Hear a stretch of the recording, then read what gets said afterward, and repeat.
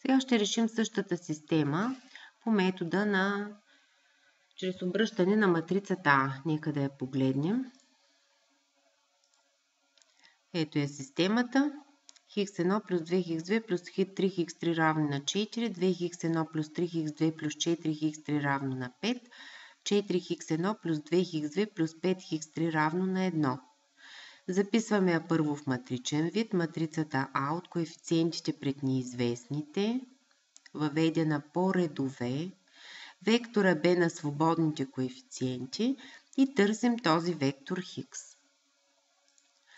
В MATLAB сме въвели матрицата А по този начин, вектора Б на свободните коефициенти по този начин, намерили сме ранга на А и ранга на разширената матрица. Това е необходимо, за да проверим дали системата има решение. В случай, че двата ранга са равни, по теоремата на Кронекер-Капели следва, че системата има решение, а ако двата ранга са различни, то системата няма решение.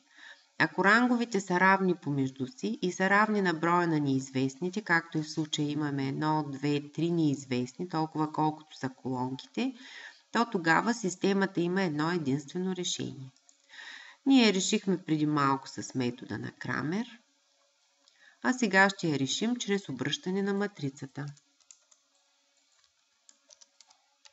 Чрез обратна матрица.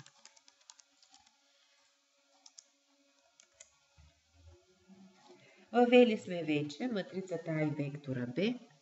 Обратна матрица съществува само тогава, когато детерминантата на матрицата А е различна от 0, затова проверяваме така ли е. Да.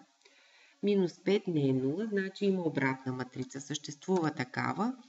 Решението се намира последния начин. Умножаваме обратната матрица на А, получена с командата inf, умножаваме скаларно с вектора B на свободните коефициенти.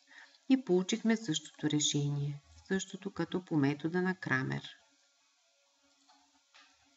Сега нека да решим задачата и с метода на Гаус. Системата е въведена. Не е необходимо да я въвеждаме пак. Матриците А и Б се пазят. Ето тук виждаме какви са техните стойности. Вектора Б също се пази неговата стойност. Така че направо започваме да въвеждаме командите. Въвели сме командата за ранга на основната, командата за ранга на разширената матрица. Сравнили сме двата ранга, проверили сме, че те са равни помежду си, че са равни на броя на неизвестните.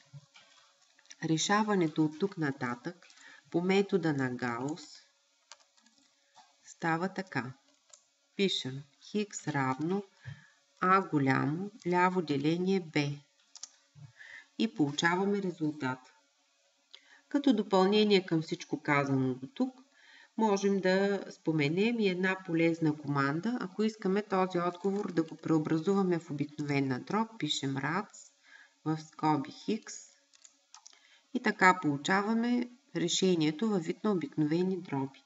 Минус 7 пети, 9 пети, 3 пети.